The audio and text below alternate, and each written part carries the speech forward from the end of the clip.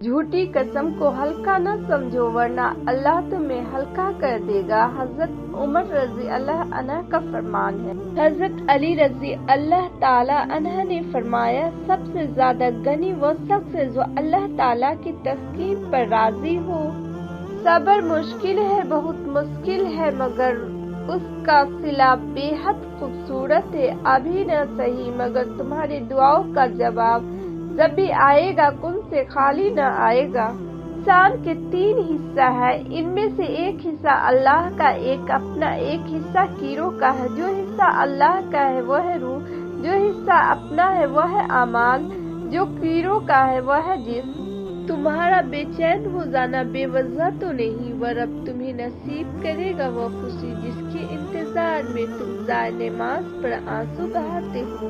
ایک بار سجدہ تو کرو، وہ رب ٹوٹے دلوں کو جوڑے گا، وہ برے دنوں کو اچھے دنوں میں بدلے گا، تم اس پر یقین تو کرو۔ چیز اللہ نے خاص وقت مقرر کر رکھا ہے، اسے صحیح وقت پر موزہ بھی ہوں گے اور ہر چیز بہتر بنا کر واپس بھی لوٹا دی جائے گی۔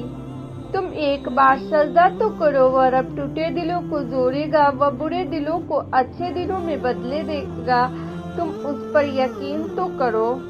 فیکن گھبراؤ نہیں، پریشان نہ ہو، نا امید نہیں ہو، وہ تمہارے ہر صبر سن رہا ہے، تمہارے آنسو اس کے لیے بہت قیمتی ہے، وہ بہت جلد تمہاری دعاؤں پر کن فرمائے گا۔ یہ دیر فقط تمہاری صبر کا امتحان ہے۔ تہجد دل نہیں بدل رہا تو کیا ہوا، تہجد سے تو نصیب ہی بدل جایا کرتے ہیں۔ تہجد کی خاموشی بھی بہنے والے تمہارے آنسو اللہ کو راضی کر لیتی ہے۔